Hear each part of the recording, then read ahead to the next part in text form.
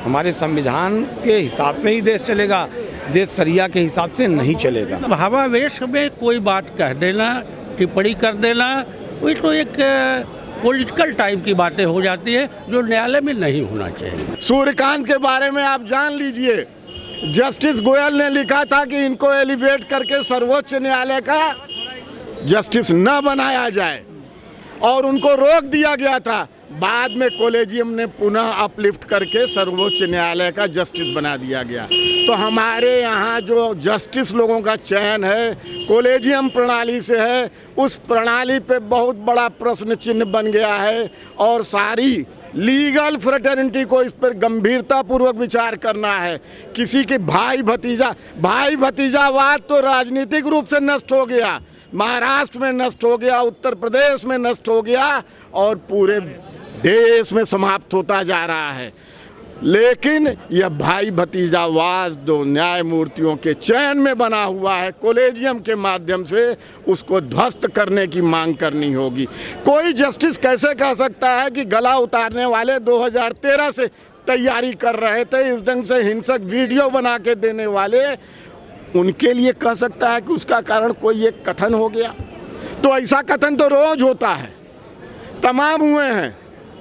9 जगह राम शोभा यात्राओं पे हमले हुए, उसमें कौन नुपुर शर्मा बोली थी? माननीय सर्वोच्च न्यायालय द्वारा जो टिप्पणी की गई है वो असंवैधानिक है। इसलिए असंवैधानिक हम उसको कहते हैं कि हम कोई रिट पिटीशन लेकर कोई याचना करते हैं तो या तो रिट पिटीशन अलाउ होगी, पार्टरी अलाउ होगी, फुल्ली अलाउ होगी या डिसमिस होगी।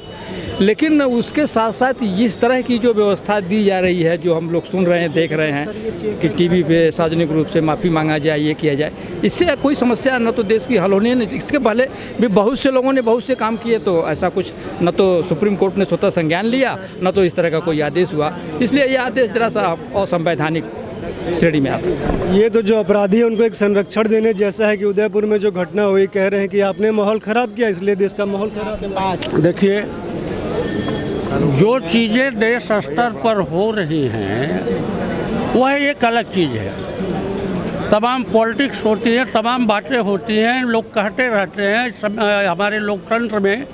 लेकिन न्यायालय को हम लोग ही हैं, न्यायालय में यहाँ भी हो, चाहे हाई कोर्ट हो चाहे सुप्रीम कोर्ट हो, सब जगह जो है हम अगर कोई भी याचिका लेके जाते हैं तो उसको वापस कर दें या रिजेक्ट कर दें या कोई रेमेडी न दे या कोई डायरेक्शन दे दे। अभी ज्ञानवापी वाला मामला था, पहले लोग गए थे सुप्रीम कोर्ट, वहाँ माननीय सुप्रीम कोर्ट ने कहा कि आप जाकर के इसका मामला जो है वो लोअर कोर्ट में निपटारा कर लीजिए। बीच में उन्होंने कुछ छोटे मोटे डायरेक्शन दिए, उस हिसाब से यहाँ हमारे बनारस की कोर्ट देख रही है। तो उस तरह की चीज़ें होनी चाहिए। लेकिन भावावेश में कोई बात कह देना, टिप्पणी कर देना, वही तो एक पॉलिटिकल टाइप की बातें हो जाती है जो न्यायालय में नहीं होना चाहिए। ये जो सुप्रीम कोर्ट का निर्णय है ये जज्बाती निर्णय है। ठीक है, नुपुर शर्मा ने क्या किया क्या नहीं किया, उनके कहने से देश में क्या हुआ क्या नहीं हुआ, बाकी सारी चीज़ें हैं जो जनता जानती है।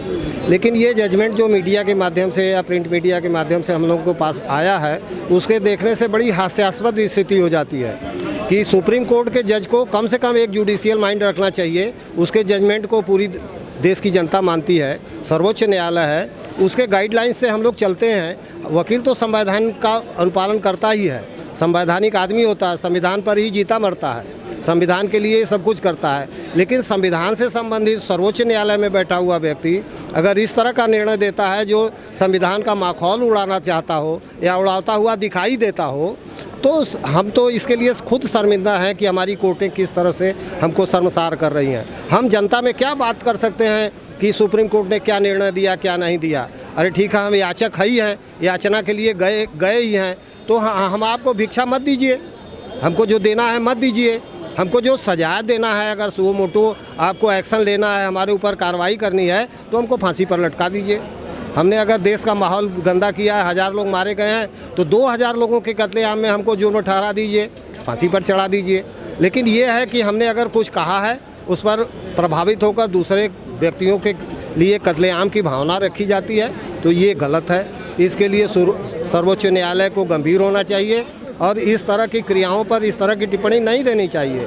अगर दी भी गई है तो उसमें संशोधन होना चाहिए और सर्वोच्च न्यायालय को तो खुद इस पर संज्ञान लेना चाहिए कि अगर इस तरह से देश का माहौल बिगाड़ा जा रहा है, देश में इस तरह से अराजकता पैदा की जा रही है, धार्मिक उन्माद पैदा किए जा रहे हैं, तो ये धार्मिक अंधता उन्मादता पर जो लोग व्याप्त हैं उनको सज़ा देनी चाहिए, उनके खिलाफ कार्रवाई करनी चाहिए। हमारी सिविल लिबर्टी है, हम जीते हैं, हम संविधान में जीते हैं, तो जनता की सिविल लाइबिलिटी को भी तो ध्यान देना होगा सुप्रीम कोर्ट को कि सबको क्राइम से ही देखना होगा या क्रिमिनल माइंड से ही देखना होगा। हमारी जो जनता है, अरबों में हम लोग हैं, तो हमारे लिए क्या सुप्रीम कोर्ट हमारी सिविल लिबर्टी पर ध्यान नहीं देगी? केवल अराजकता फैलाने वालों पर ही ध्यान देगी? हमारी सुरक्षा कौन करेगा? कल अगर हम कुछ कहते हैं तो सुप्रीम कोर्ट कहे कि ठीक है आप वकील हैं, आपको हम कंटेम्प्ट कार्रवाई करते हैं, तो हम लोग इस तरह के कंटेम्प्ट को झेलने के लिए मानसिक रूप से तैयार हैं। डर नहीं लगता है? नहीं, डर की बात नहीं है। डर होगी तो डर के लिए हम फेस करने को तैयार हैं। हमको मालूम है कि सुप्रीम कोर्ट की अगर बात की जाती है तो कंटेम्प्ट की कार्रवाई सुप्रीम कोर्ट कर सकती है, लेकिन अगर उसके लिए जेल जाना है या हमारा लाइसेंस रद्द होता है तो हम उसके लिए मेंटली प्रिपेयर हैं। लेकिन हम ये चाहते हैं कि सुप्रीम कोर्ट कम से कम जुडिशियल माइंड अप्लाई करे, कॉन्स्टिट्यूशन की रक्षा करे। जिस कॉन्स्टिट्यूशन की रक्षा के लिए चिल्लाया जाता है उसमें ये आदेश नहीं होता है कि आप किसी की हत्या कर देंगे, किसी का गला काट देंगे। जो कोर्ट है सज़ा दे, सज़ा को हम लोग मानते हैं। कोई भी गंभीर से गंभीर अपराध हो, उसमें जो भी सज़ा देनी हो ये कोर्ट का काम है। वकील उसको केवल अपना पक्ष प्रस्तुत करता है, उसमें वो सज़ा पाने लायक है कि नहीं हम जिसके वकील हैं हम उसका पक्ष रखते हैं। तो नूपुर शर्मा के वकील ने पक्ष रखा था, वो उसने नहीं कहा कि आप नूपुर शर्मा को छोड़ दीजिए या उनके सारे केसों को माफ़ कर दीजिए। उनका तो प्रेयर यही था कि देश के विभिन्न जिलों में विभिन्न स्थानों में किया गया है इसको एक साथ कर दिया जाए। ऐसा तो है नहीं कि हर ज़िले के अपराध अलग होंगे, हर FIR के सजाए अलग होंगे, हर ज़िले का ट्रायल अलग अलग होगा तो उसमें सजा के तरीके अलग अलग होंगे। ऐसी तो बात नहीं है कि सुप्रीम कोर्ट कहे कि आप हाई कोर्ट जाइए तो हाई कोर्ट कहे सुप्रीम कोर्ट जाइए। तो हम हाई कोर्ट सुप्रीम के बेट में झूला नहीं है कि झूलते रहेंगे। सुप्रीम कोर्ट का बैठा हुआ आदमी उसको कम से कम एक सामान्य रूप से इतना तो सोचना चाहिए कि उसकी मजबूरी क्या है, वो क्यों सुप्रीम कोर्ट आई हुई है। अगर भावना में आप निर्णय देते हैं कि आपकी वजह से देश में हंगामा हो या कत्लेआम हो गया, प्रदर्शन हुआ, देश की हानि हुई है, तो ठीक है उसको चौराहे पर लटका दीजिए, उसका मांस बोटी बोटी काट के जो लोग खाने वाले हैं उनको दे दीजिए। इससे ज़्यादा आप क्या कर सकते हैं। जो कह रहा है कि नूपुर शर्मा को हम नचवाएंगे, उससे वेश्यावृत्ति कराएंगे, उसका बलात्कार करेंगे, उसका कोई अपराध नहीं है, उस पर आप विचार नहीं करेंगे। लेकिन आप उस पर विचार करेंगे कि जिसने एक डिबेट में कुछ कह दिया, अपने पक्ष को रख दिया, तो बहुत बड़ी तौहीनी हो गई। तो उसने क्रिया के प्रति प्रतिक्रिया व्यक्त की है, न कि उसका कोई ये विश्वास था कि हम जो कह रहे हैं जनता आहत होगी। जनता आहत हुई है तो उसने क्षमा मांगा। क्षमा मांगने के लिए कहा जाता है टीवी पर क्षमा मांगिए। ठीक है, हम टीवी पर क्षमा मांगने की बात करते हैं। क्या अपराध समाप्त हो जाएगा? FIR समाप्त कर दिया जाएगा? क्या वो जो उस हत्या करना चाहते हैं, धमकी दे रहे हैं, उनकी धमकियों के लिए जिम्मेदार सुप्रीम कोर्ट होगी? या उसकी हत्या हो जाती है तो क्या उनके खिलाफ कार्रवाई कौन करेगा? तो देखिए, क्षमा मांगने के लिए कौन मांगेगा ये बात नहीं है। क्षमा उन्होंने नूपुर शर्मा से मांगने के लिए कहा है। नूपुर शर्मा के साथ कितने लोग हैं उनसे क्षमा मांगने की बात सुप्रीम कोर्ट ने नहीं कहा, मेरी जानकारी में जहाँ तक है। उनका कहना है कि ये सार्वजनिक तौर मांगे। तो सार्वजनिक क्या होता है? सार्वजनिक मतलब सुप्रीम कोर्ट में जाके उसकी इमारत के ऊपर गुंबद पर चढ़ के चिल्लाएं लाउड स्पीकर लगा के कि हम क्षमा मांग रहे हैं, या पार्लियामेंट में जाके रोएं कि सारे सांसदों से कहिए कि प्रचार करें कि हम क्षमा मांग रहे हैं। अगर टेलीविज़न पे आकर बोले, टेलीविज़न कौन बुलाएगा? ये भारत सरकार का टेलीविज़न है कि सुप्रीम कोर्ट का टेलीविज़न है? सुप्रीम कोर्ट अपना एक टेलीविज़न रखे, उस पर टेलीकास्ट करावे। सुप्रीम कोर्ट के पास अपना टेलीविज़न है। भारत सरकार का जितना टेलीविज़न है, बाकी प्राइवेट मीडिया में टेलीविज़न किसी न किसी के हैं, वो किसी न किसी व्यक्ति से जुटे हुए हैं, किसी न किसी ग्रुप से जुटे हुए हैं। तो हम ग्रुपों से चले क्षमा मांगे? भारत सरकार का दूरदर्शन है, वो अपना आम सुप्रीम कोर्ट में उनके सामने वो मैनेज करें। जो क्षमा मांगने की बात होगी कही जाएगी कि ऐसा है कि वो हर टीवी चैनल से चले क्षमा मांगने। ऐसा तो है नहीं कि सारे टीवी चैनल वाले कहेंगे कि ये माफ़ कर दिया जाएगा। तो आदेश के लिए एक निर्धारित के सुप्रीम कोर्ट है, वो कोई जिले अदालत नहीं है कि आप जो चाहे वो ऑर्डर कर देंगे और उसका अनुपालन हो या ना हो। बनारस में तो घटनाएँ हुई हैं, केवल ऐसी हुई है कि एक कब्र को उठाने के लिए सुप्रीम कोर्ट के आदेश का अनुपालन नहीं किया गया है और सुप्रीम कोर्ट उसको सिया सुन्नी का विवाद मान के उस कब्रिस्तान को हटा नहीं पाई और न इनको ठेकेदार मिले न कुछ मिले। उस समय सुप्रीम कोर्ट सोया हुआ था। उस समय सुप्रीम कोर्ट की कलम में ताकत नहीं थी कि अपने आर्डर का एग्जीक्यूशन नहीं करा पाई। तो वो 1986 की घटना है, दोषीपुरा कांड है बनारस में। तो ठीक है, बनारस में तो बहुत सारी चीज़ें होती हैं। यहाँ का धार्मिक विवाद होगा नहीं होगा, लोगों के बीच में होगा। यहाँ की तो पब्लिक एक दूसरे के साथ हंसती खेलती है, उठती बैठती है, एक दूसरे के जनाजे में जाते हैं, एक दूसरे के मुर्दे में जाते हैं, एक दूसरे के यहाँ खाते पीते हैं। लेकिन इनका जो आदेश होगा उस आदेश पर अगर क्षमा मांगने की बात होगी तो हर मुसलमान कहेगा कि क्षमा मांगे, हर हिंदू कहेगा हम क्षमा नहीं मांगेंगे। तो आप कत्लेआम कराते रहिए, आपके आदेश का क्या प्रभाव होगा इसको तो देखना ही सुप्रीम कोर्ट की ड्यूटी है। इसमें तो हमारा ये कहना है कि संसद को भी इन्वॉल्व होना चाहिए और सुप्रीम कोर्ट के लिए कम से कम उनको एक रिप्रेजेंटेशन देना चाहिए कि ये आपके आदेश का अनुपालन किस तरह से हो। इसके लिए खुद आप आदेश कीजिए, एक गाइडलाइन दीजिए। नुपुर शर्मा को फांसी देना हो फांसी दे दीजिए, आजीवन कारावास देना हो आजीवन कारावास, नहीं उन बहसियों के अंदर सौंप देने की बात हो तो ठीक है, उसके जिस्म का दुरुपयोग करें, उसके गले का काट दे, कान काट दे, नाक काट दे, जो काटना है वो काटे, यही सुप्रीम कोर्ट कह दे। तो सुप्रीम कोर्ट को कम से कम एक जुडिशियल माइंड रहना चाहिए, हमारी सिविल लिबर्टी का ध्यान होना चाहिए। हम देश के नागरिक हैं, हमारी स्वतंत्रता का ध्यान रखना चाहिए। हमारी सारी देश में अराजकता फैलाने के लिए सुप्रीम कोर्ट नहीं है। सुप्रीम कोर्ट ने बड़े आराम से टिप्पणी कर दी कि नुपुर शर्मा ने गलत कहा, उन्हें माफ़ी मांगनी चाहिए। जो नुपुर शर्मा के खिलाफ बोला जा रहा है, नुपुर शर्मा के खिलाफ तमाम तरह की बातें बोली जा रही हैं, उनके खिलाफ सुप्रीम कोर्ट ने कोई टिप्पणी नहीं की। अभी कल राहुल गांधी ने जयपुर में कहा कि बच्चे हैं जिन्होंने हत्याकांड किया, कहा बच्चे हैं, बच्चों को माफ़ कर देना चाहिए। नहीं, केरल के नहीं बोला, स्पेसिफिक मतलब बोला था जयपुर के लिए कि वो बच्चे हैं। अभी कल हम देख रहे थे डीएनए में उन्होंने कहा कि बच्चे हैं, बच्चों को माफ़ कर देना चाहिए। तो वो बच्चे हो गए कत्ल करने के बाद, और नुपुर शर्मा ने कह दिया कि उनके वली के बारे में जो भी कह दिया वो गलत हो गया। पूरे देश में अराजकता हो गया, अराजकता का माहौल पैदा कर दिया गया। लोग करेंगे उनको बलात्कार कर देंगे, अरे उस पर भी तो आप टिप्पणी करिए, उसके खिलाफ भी FIR दर्ज कराइए। उस पर आप सुप्रीम कोर्ट चुप हो जाती है। तो क्या कहेंगे, सुप्रीम कोर्ट तो कह दिया कि माफ़ी मांग ले, अब माफ़ी मांगने के लिए वो खड़ा हो जाए। क्या कहेंगे सर, ये जो सुप्रीम कोर्ट है भीड़ तंत्र के आगे झुक गया है क्या? भीड़ तंत्र के आगे, क्योंकि भावनाएं तो हिंदुओं की भी आहत हुई थी, उस पर कुछ नहीं बोला, मुसलमानों ने भीड़ दिखाई तो उस हिसाब से सर्वोच्च न्यायालय के न्यायमूर्तियों द्वारा कही गई बात को विचार पूरे भारतवर्ष को, हर व्यक्ति को करना है। न्यायपालिका में किस ढंग के विचार करने वाले विचारवान या विचार शून्य चेतनाहीन लोग बैठे हैं, असंवेदनशील हैं।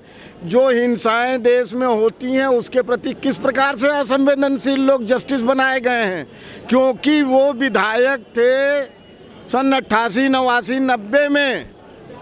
जस्टिस पादरीवाला विधायक हुआ करते थे कांग्रेस के, उसके बाद गुजरात विधानसभा अध्यक्ष भी बनाए गए। यह जो एक गलत परंपरा बनाई गई है, इसके पहले बदरुल इस्लाम जो 62 और 68 में राज्यसभा के सांसद हुआ करते थे कांग्रेस की ओर से, उनको भी जस्टिस बनाया गया और अंत में सुप्रीम कोर्ट के वो जस्टिस रहे। जब सीधे सीधे राजनीतिक कार्य में जुड़े हुए लोग विधायक जस्टिस बनाएंगे तो उसका यही दुष्परिणाम आएगा। जबकि विधिवेत्ता को बनाना चाहिए, विधि विशेषज्ञ को बनाना चाहिए और यहीं पर कॉलेजियम पर विचार करने की ज़रूरत है। कोई विधायक रहा हो, राजनीतिक कार्य कर रहा हो, राजनीति में सक्रिय रूप से भागीदार रहा हो, उसको कॉलेजियम कैसे ये स्वीकार कर लेता है कि उसको जस्टिस बना दिया जाए। यह कॉलेजियम प्रणाली का पाप है इस देश पर, जो कल मढ़ा गया है। पादरीवाला और जस्टिस सूर्यकांत के बारे में आप जान लीजिए, जस्टिस गोयल ने लिखा था कि इनको एलिवेट करके सर्वोच्च न्यायालय का जस्टिस न बनाया जाए और उनको रोक दिया गया था। बाद में कॉलेजियम ने पुनः अपलिफ्ट करके सर्वोच्च न्यायालय का जस्टिस बना दिया गया। तो हमारे यहाँ जो जस्टिस लोगों का चयन है कॉलेजियम प्रणाली से है, उस प्रणाली पे बहुत बड़ा प्रश्न चिन्ह बन गया है और सारी लीगल फ्रेटर्निटी को इस पर गंभीरतापूर्वक विचार करना है।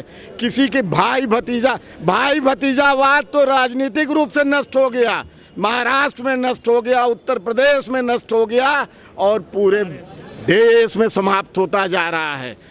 लेकिन यह भाई भतीजावाद दो न्यायमूर्तियों के चयन में बना हुआ है, कॉलेजियम के माध्यम से उसको ध्वस्त करने की मांग करनी होगी।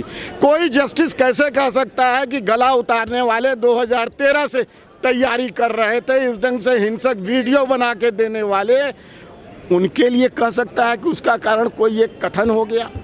तो ऐसा कथन तो रोज होता है, तमाम हुए हैं। 9 जगह राम शोभा यात्राओं पे हमले हुए, उसमें कौन नुपुर शर्मा बोली थी? मुजफ्फरनगर में इतना बड़ा दंगा हुआ, उस पर नुपुर शर्मा कब बोली थी? तो यह जो अराजकता उत्पन्न करने के लिए और हिंसक प्रवृत्तियों को संरक्षण देने वाली भाषा बोली गई है, कोर्ट की अवमानना की गई है, संविधान का उल्लंघन किया गया है, वस्तुतः तो महाभियोग ही विकल्प है।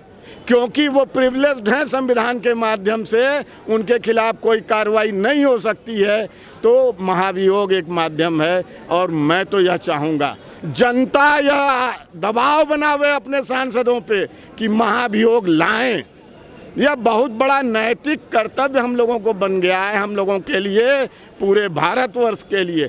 ऐसी अराजकता फैलाने की बातें और हत्यारों को संरक्षण देने का, उनको कहीं ना कहीं सांत्वना देने का, उनके लिए स्पष्टीकरण कह दें कि वो हत्या कन्हैया लाल की हत्या नुपुर के कथनों के कारण हो गई, तब तो वो पूरा मुकदमा समाप्त हो जाए।